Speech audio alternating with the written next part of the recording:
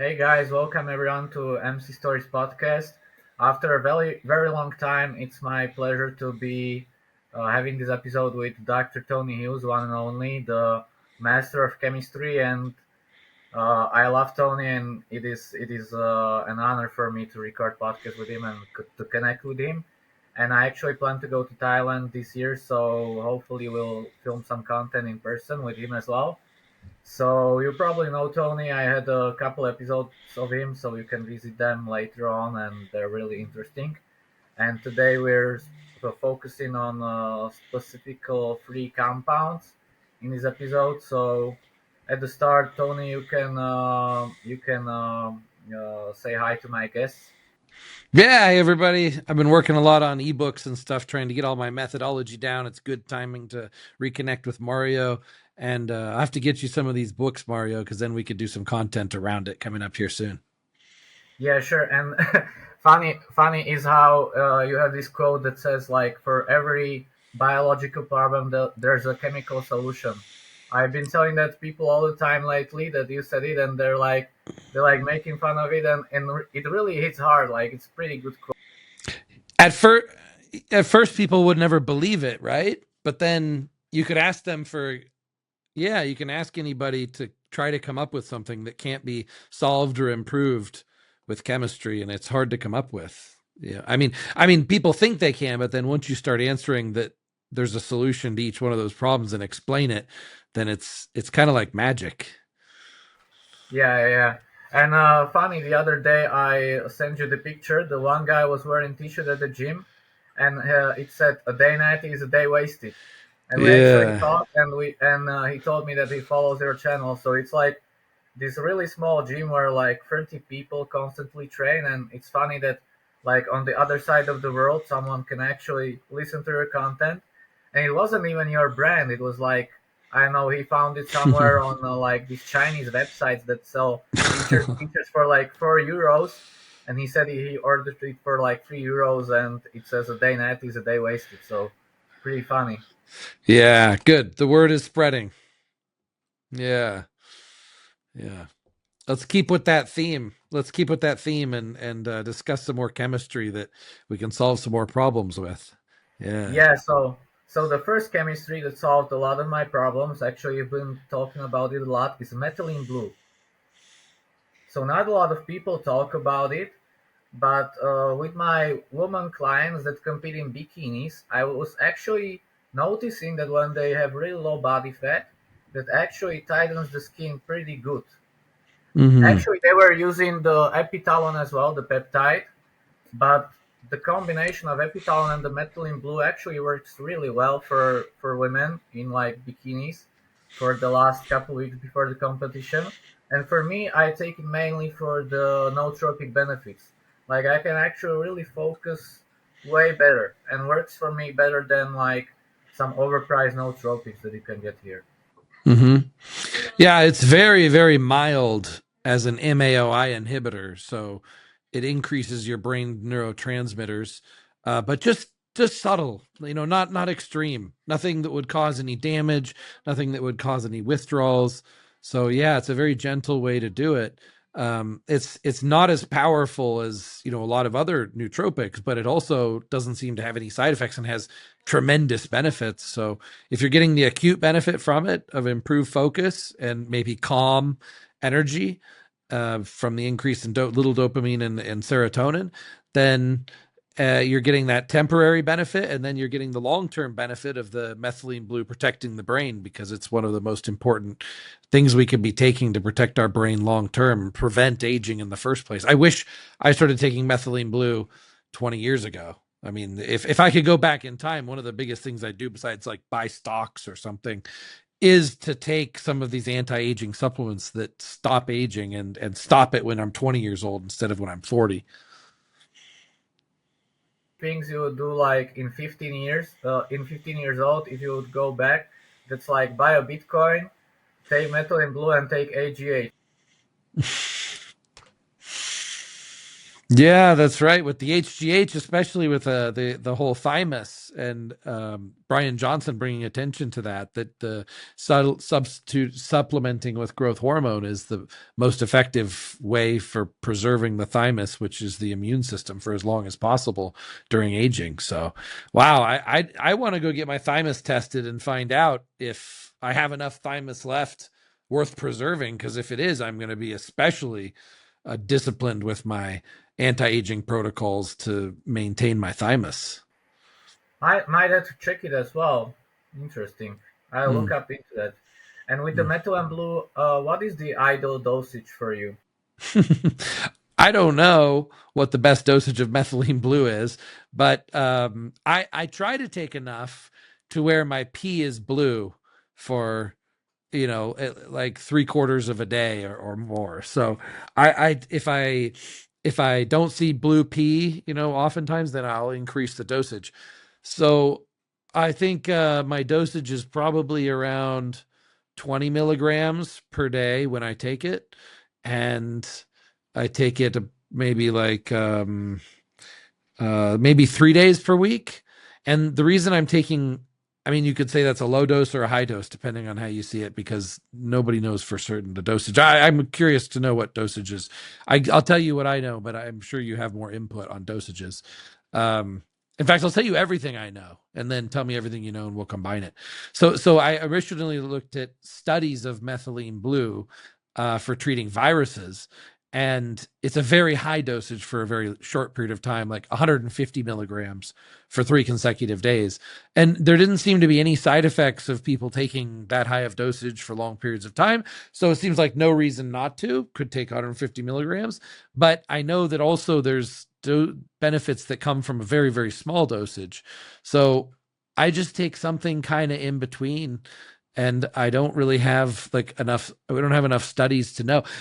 My theory is that if my urine is saturated, then my entire body, every cell in my body that holds water, has some amount of methylene blue in it, giving it the benefit in the mitochondria. So I think if I'm peeing blue, I'm getting enough methylene blue. And if I did have a virus that I had to get rid of very quickly, I would do 150 milligrams. But I also don't take it all the time because, I mean, I know I could probably get in a pill form, but the Swiss Chems is liquid, and Yeah, I just don't want my mouth blue every day, all the yeah, time. that's exact actually the thing, because I take it in like I have it in like this form as well, and Yeah, you have like these droplets, and I don't know how much milligrams is this. So yeah, maybe some days I take 10 milligrams, some days I take 50. But I think yeah, I'm not taking less than 10 milligrams in long yeah, period of time, but I don't know exactly how much I'm taking. I just mix it with water. Sometimes I drink 3 bottles of it per day, so I mix it with like my pre-workout or some things, and sometimes I may drink only 1 bottle that I take to car with me or something. So depends. yeah. That's one idea, to mix it with a giant bottle of water so that it's so diluted that it Yeah, doesn't stain your mouth and teeth. Yeah, that's a good yeah, idea. yeah, yeah, and you don't feel the bitter taste as well, because Yeah. sometimes it even stains your teeth if you mix it with small enough of water. So if you Uh-huh. mix it with, yeah, yeah, exactly. I check because it's like I've taken a break from it because my mouth was too blue for two. I upped the dosage. I increased the dosage because I wanted to see how strong it was as an MAOI, and it's definitely an MAOI, but it's not as strong as a lot of the other pharmaceuticals that are MAOIs. So, but you can still get your neurotransmitters too high if you combined it with other things synergistic with it. Yeah. I was told that you're not supposed to combine with like antidepressants, that it has supposedly some kind of side effects if combined with Yeah, anti. you'd have too much serotonin because the antidepressant is causing your brain to have more serotonin through. But there's a lot of different antidepressants, but most of them increase serotonin. So then the methylene blue also increases serotonin, and so you're gonna have too much serotonin. But it, like I said, it's not as it's subtle. It's not as strong, and it would take a pretty high dosage to act as a strong MAOI. I was hoping it was going to be a stronger MAOI. I was hoping if I take a larger dosage, I could use it with DMT and extend a DMT experience. But no, for that instead, we're going with Syrian Rue or something stronger. And like funny thing that happened with the Methylene Blue, I was with this one girl in the shower, and I just thought like maybe if I would pee her, it would be all blue because I took it like 3 hours before, and I Oh peed on her leg, yeah. and it was like all blue pee, and she like Penny, oh what the fuck is that? And then I had to explain her about this Methylene Blue thing, so that's pretty funny. Yeah. Okay, that gave me a good idea. Baby Mama One doesn't like me to pee on her. But I think if I peed blue, yeah, no, she doesn't want me to pee on her in the shower, in the bedroom, in public, anywhere. But if I peed on her with blue methylene blue pee, I put in the extra effort to give it a color before I present it to her. I think she would be more grateful and maybe let me pee on her. Another thing, injectable carnitine. Actually, I've been using this a lot, and for me, it's like I really feel like the androgens are kicking in at lower dosage, so maybe Ah, the androgen receptors are really like more sensitive. But yeah, I yeah, take that's like one of its gram a day. benefits. I was taking like 2 grams the first 10 to 14 days with insulin, and now I'm taking a gram a day without the insulin. Wow, that's a lot. Yeah, Well, okay. actually, the one I have is 500 milligrams per milliliter, so it's 2 milliliters per day. Oh, is it burn when you inject it?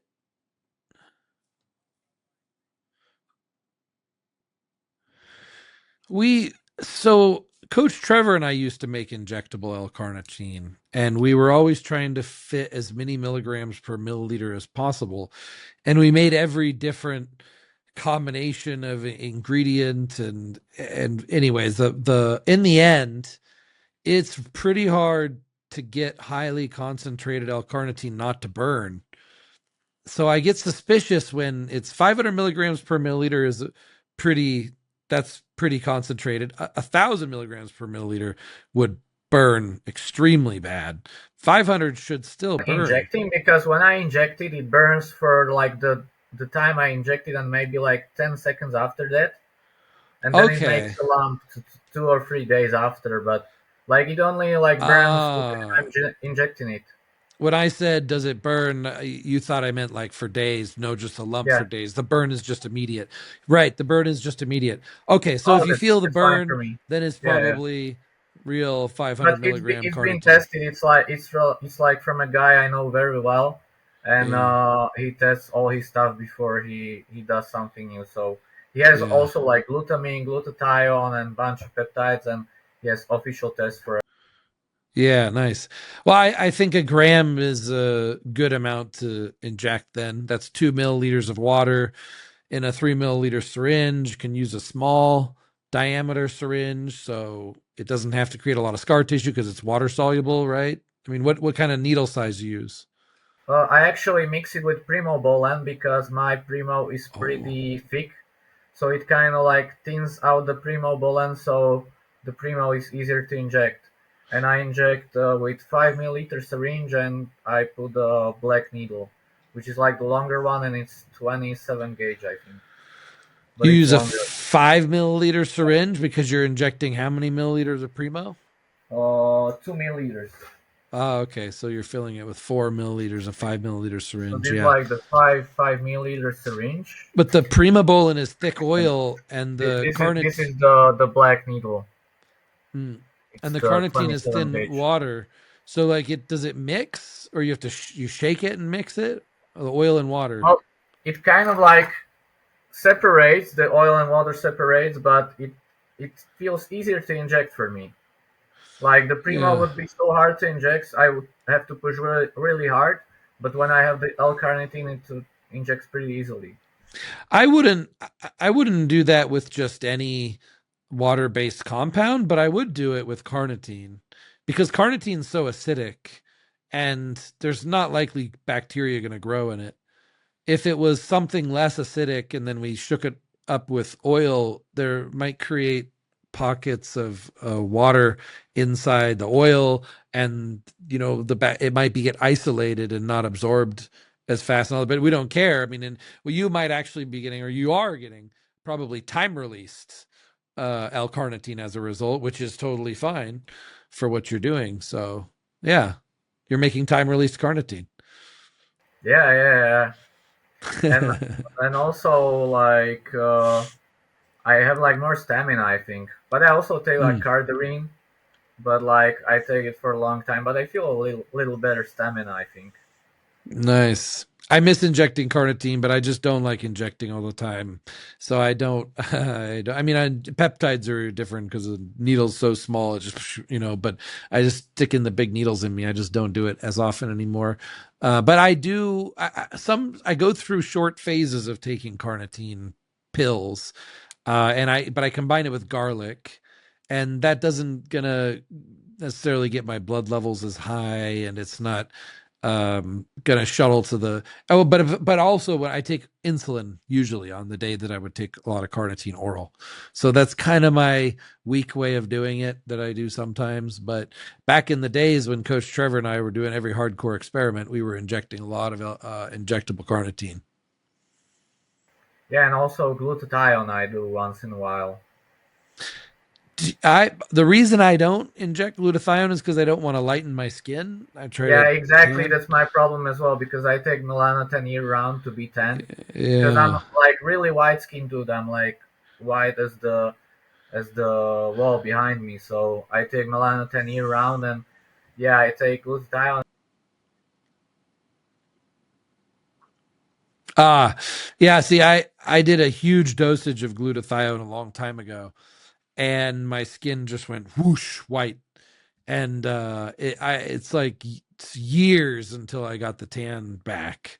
Like it really, wow! I can't believe how. I don't understand why it's so many people want white skin. They put creams on their skin all the time, and they get laser done and all this kind of stuff. But you just inject a bunch of glutathione, and it's like instant. I don't know why they don't do it. Yeah, and also what I wanted to say, I forgot. And the other injectable compound meant I experiment with right now. I actually heard it from you the first time, like I think 8 years ago, maybe 9 years ago, Mm. and I just got access to it right now, and it works magic for me. Like I hate trenbolone. I can't do tren even at like 50 milligrams per week. It does very bad things to me. But like the testosterone is great compound to me. Does the so the trend makes you grumpy, angry type stuff? Like I don't want to talk to people. I just want to be alone, and I'm like not the type of a guy. I have like 9 to 11 clients per day, and it's like we discuss various topics and stuff. And when I take even like 50 milligrams per week, which is nothing, I'm like so kind of I don't want to talk to them. I just want to just shut your mouth and stuff. So I don't really want to talk to people, and it just my social life is pretty fucked up when I'm on trend. I was on trend. I'm letting it taper off right now just for a short burst, and I was trying to mitigate the mental side effects of it with various different nootropics and things. And in the end I couldn't. I mean, probably helped and it made it not as bad, but it definitely didn't get rid of all the mental side effects. Yeah, it was a rough 10 days. Yeah. Instagram you're doing it, and yeah, I was watching Yeah. it. So now to ment, that makes you feel good, makes you feel happy, could make you feel more Yeah, emotional with the estrogen. So what are you doing to control the estrogen? I take 2.5 milligrams of letrozole per day, Oh, and wow. I take half a milligram of cabergoline every 3 days. That's a lot. So how do you, I mean, your estrogen might be zero with that I much was letrozole, I was maybe. at the blood work the other day, and I had 170. which Whoa. in our country is like 170 is like okay, it's between the norms. Ah, okay. In America, yeah. Yeah. Okay, so your estrogen is normal at 2.5 milligrams of letrozole per day. Okay, wow. Well, that's pretty good. That's lucky. Like that's amazing. Take like higher dosage of testosterone as well now. Okay, yeah, Because I have two important photo shoots the next 4 weeks, so I have to be as tight as possible, and maybe I'll go to a show in like 8 weeks. So I'm having a little time, so I take a lot of tests. I take Primo and the testosterone, and that's two compounds I take right now. okay, nice.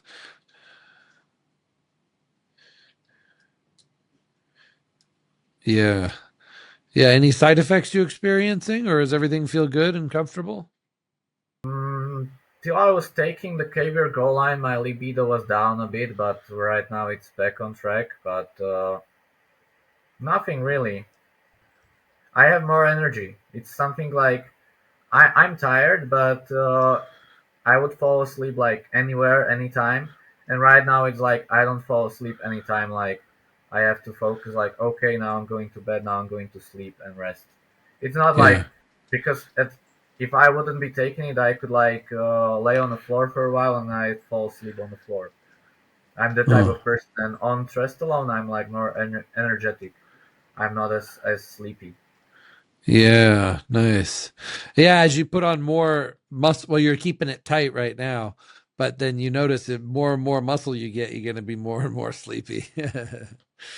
Yeah, yeah, Yeah, so the man works really well for me. So I wanted to ask you about it because you filmed a lot of videos back in the day on it, but yeah. haven't touched about it in a while. So Well, the first big ment experiment that I did before anybody really knew about it um, was 100 milligrams per day because I wanted to see what wow, it was that's capable 700 of. milligrams per week. Yeah. And That's a it's all, lot. and I just took that and I I gained so much size so fast, but I got gyno. And so then, I was battling the gyno and that slowed my progress. But I put on 28 pounds in 28 days or whatever.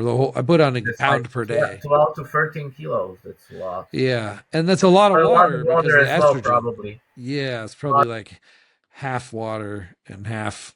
I mean, even if it's half water, that's still a lot. But what was fascinating about it is that it put on as much weight on me as a mass blast, even though it was just one compound. But I mean, the gyno thing was the most difficult thing was balancing the estrogen because it's like having super high levels of estrogen is so anabolic and just it holds water, but it holds so much water it's like your muscles are going to explode. That's a good thing. That's the muscles anabolic 24/7, packed full of water, packed full of nutrients, exploding, wanting to grow. That's a good state to have the muscle in. But to have that pressure on the heart or the digestive system or your blood pressure from all that, that's a serious problem. Blood pressure is a serious problem. And so yeah, then I started, at the beginning it was amazing because the side effects didn't creep up yet. And then as I went on, the side effects of not being able to manage the estrogen, and then it's like you take letrozole and like you're lucky you got it in a normal range. But if I remember correctly, I took letro and crashed my estrogen all the way and then feel terrible. So hard to balance. That's why also every cycle I did after that, I finally learned that I had to start an AI before the ment, like 5 days before, Yeah, it because kicks in really fast. It kicks in yeah, really, really because fast. the ment aromatizes instantly, but AIs take some time to work because they're either killing the aromatase enzymes or receptors, it takes time for that to happen. whereas the ment converts instantly. So yeah, you have to front load it. That was when you. It's like it's hard to catch up, and then once you get gyno, it's just like even a little bit of estrogen is going to stimulate it. So it's like you have to prevent the gyno in the first place. You have to stay ahead of the estrogen. So yeah, if I had the gyno surgery though, and then it was less of an issue, I would just let my estrogen be higher. Not super high because we still got blood pressure and other problems too high of estrogen. But I would just let it go higher and I would get huge. But I don't run ment very often because it's just instant gyno for me. It's just hard to control. And I can run a lower dosage of ment, but it's just not as exciting, like I want to do like 100 milligrams every other day, at least 50 milligrams per day, because that's where it just so is magic.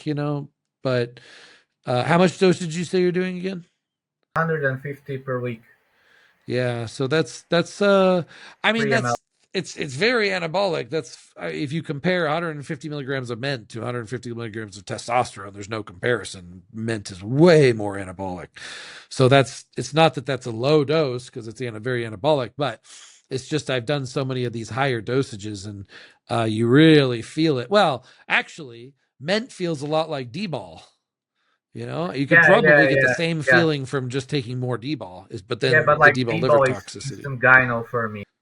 Yeah, yeah. Also, And also, like when I take D-ball, this is like weird, but I'm like pretty gyno sensitive. And what I found out is when I take equipoise, I was studying that it converts to estrone, and the way it converts to estrone, it blocks the estradiol. And for me, it actually like really works if I take high enough dosage of EQ. It's like harder for me, way harder to catch gyno and to start feeling the pressure on the nipples. oh, nice.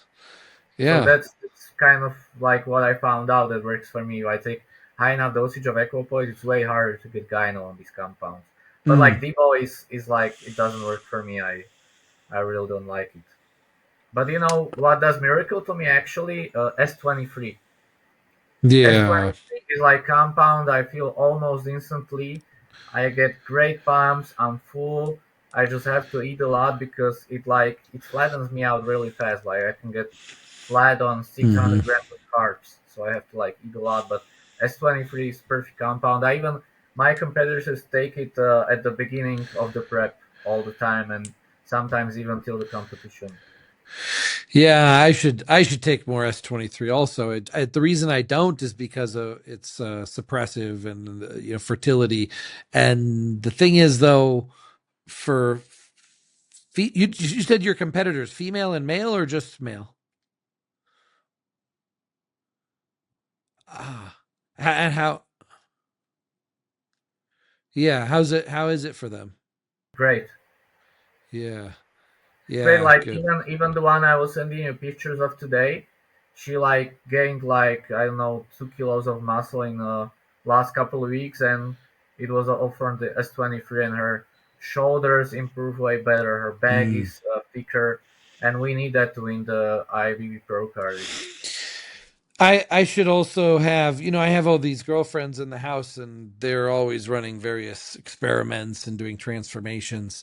And I've been using AC262 and Rad 140 on them. And I didn't think to use S23 on them. I did use S23 on females in the past, but it's been so long. I've been using I've been using AC262 for all females for a while now. It's just worked so good. But I also need to try S23 again because now I have the whole group of girls and they're all on AC262. I can switch them all to S23 and I can watch four girls at the same time how they're responding to it, that's great scientific data. So, yeah, that's a good idea. 2 weeks after she started taking it, she felt like she kind of didn't give a fuck. Like she was thinking about a man and was having problem with this one guy that was like not so great to her, and she was like Mm. still thinking about him and stuff.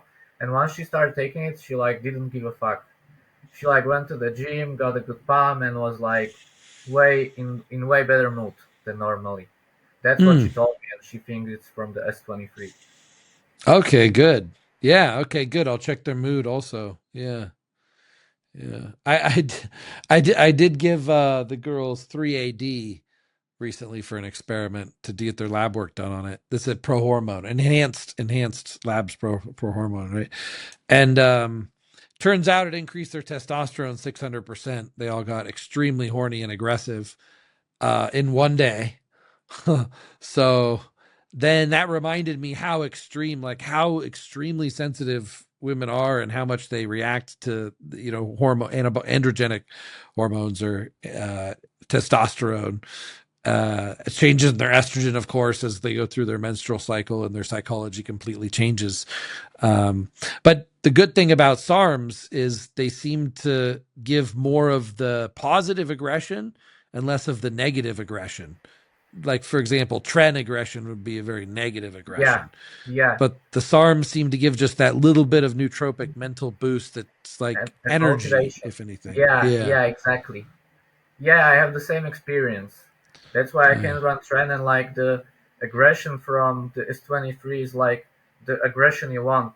Like it kind of Yeah. like hits you in a gym, but when you're driving and you're in a traffic jam like I was hour ago, I would be like full of nerves and I'm like calm, like it's fine, I'm gonna be late, but nothing's gonna happen. So Yeah. it's like positive aggression, yeah. That's Yeah. what I experience as well. Yeah. Yeah. And then combine it with the methylene blue. You got methylene blue plus SARMs, and then the girls like takes the edge off with the methylene blue, make her a little bit more calm, and then give her the energy and focus. Yeah. And also I think like the methylene blue is pretty important thing in like the anabolic matrix you've been talking about. I think it's also one of the pathways to hypertrophy that you also need to.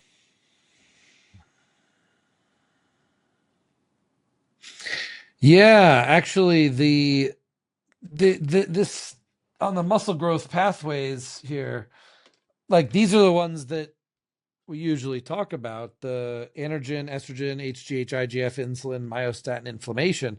But actually, there's two more that we just don't talk about as much, but that applies to methylene blue, and that's DNA and energy. Exactly. I mean, the cells in our body are like plants, and if you like water them and give them sunlight, like every cell wakes up and is like full and vibrant. And if it doesn't have what it needs, then it withers away like a flower that doesn't have water. Like every cell in our body is like that.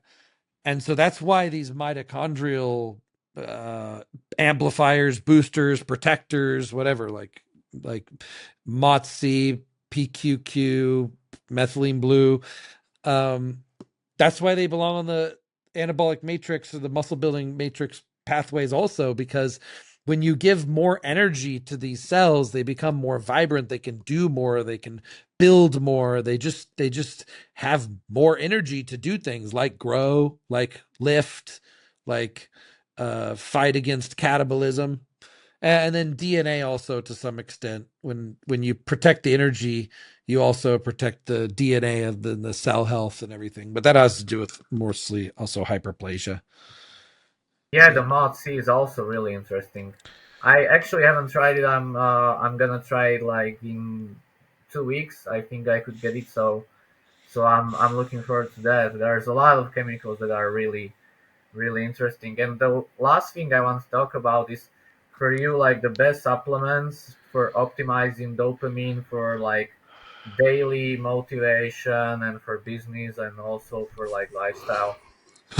as I yawn, funny timing for a yawn. Talk about dopamine. My dopamine is very low right now because I took dopamine supplements today, and I'm considering taking a pramipexole right now for dopamine at night. But I was kind of thinking maybe I should let my dopamine level drop tonight just to resensitize a little bit, even though I've been using 9-MBC.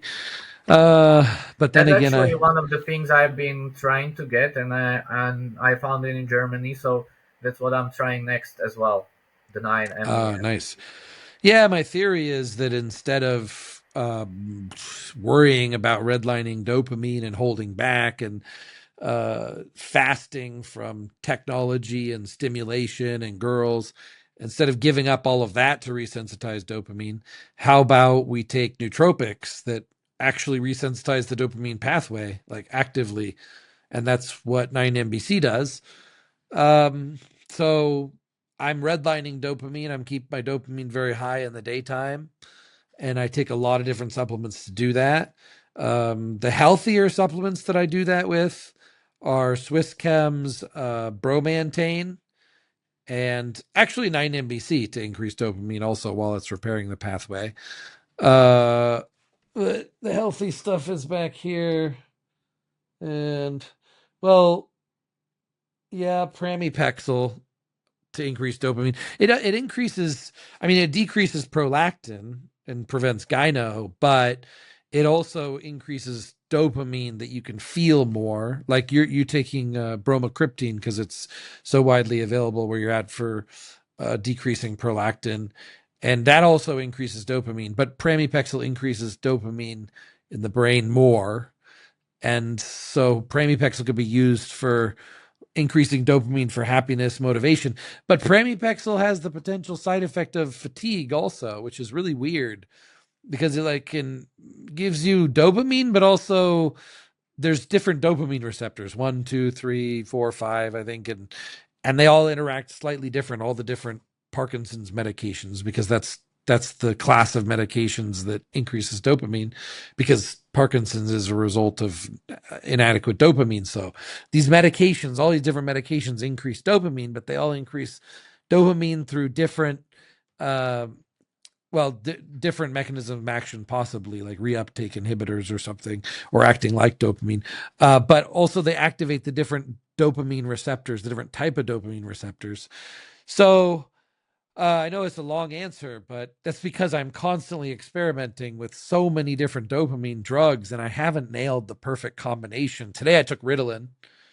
That was my dopamine drug for today. And tomorrow I'll take something different. And the next day I'll take something different. And I'm constantly comparing between them. And I'm constantly stacking different things together. The problem, though, is like Ritalin is a little bit, it's addicting, I guess, because Yeah, you it get this is. crash afterwards, and then you perform worse when you're not using it. Yeah, So, also the same with like injectable ephedrine, like works wonders pre-workout and mm, like it's really like addictive.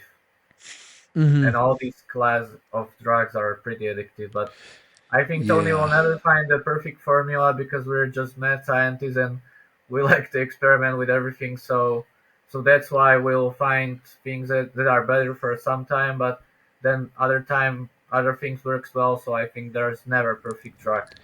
It Yeah, just depends on so the if I have to situation. just pick a really simple one, now that I give all the disclaimers about how complex it can get and I'm doing constant experiments, FL modafinil, bromantane, 9-MBC, nicotine. Yeah, actually the first time you start talk about the nicotine, I was like, wow, because I wouldn't thought that someone like you would like advise nicotine, but actually when you use it in form that doesn't cause cancer and stuff. Yeah. Yeah, my worry about nicotine is, do I feel worse when I'm not using it? Because it's hard to tell, you know? It's like I don't take enough of it to have noticeable withdrawals. I take a very low dosage, but I also wonder if I'm getting, a little bit of nootropic benefit from it, but I'm also wondering if I'm getting a little bit of withdrawals from it. And I don't know for certain. It's certainly the withdrawals aren't bad because I can't even tell for sure if I'm experiencing it, but I just have this suspicion. So I never did high dose nicotine. I have a lot of friends that do and did. They say that the addiction only lasts one day, or no, they say this: if you wake up in the morning and you don't have any nicotine, I'm not talking about cigarettes. Cigarettes are extremely addictive because of other chemicals in it. Just pure nicotine. You wake up in the morning, have pure nicotine, and then you're going to crave it all day. And you're going to feel like crap if you don't take it all day, if you're taking a high dosage. But then you go to sleep that night, and the next morning, you don't crave it. You don't need it. So you can choose every day, is today a nicotine day or is today not a nicotine day? But you don't have to worry about withdrawals the day after a nicotine day if you don't want to take nicotine that day. This is what I'm told by my most experienced friends who use nicotine as a nootropic. This is what I haven't experimented with a high enough dosage to know for certain if that is accurate for me. Yeah, sure. Great answer. Yeah. Actually, I have to go because client actually texts me. She's already waiting at the gym. I'll have to coach her. So, Okay. Tony, thanks a lot for this episode. Really appreciate it. Thank you so much for finding time for me in your busy schedule. So, anything that you would like to say for like last words or something? A day natural is a day wasted, and for every biological problem, there's a chemical solution. Perfect. So, thank you a lot. So, guys, tell us your opinions. If you have any thoughts about something we talk about, and share so it can get to further as possible. And thank you for listening till the end. So stay tuned for our next episodes. Thank you. Bye.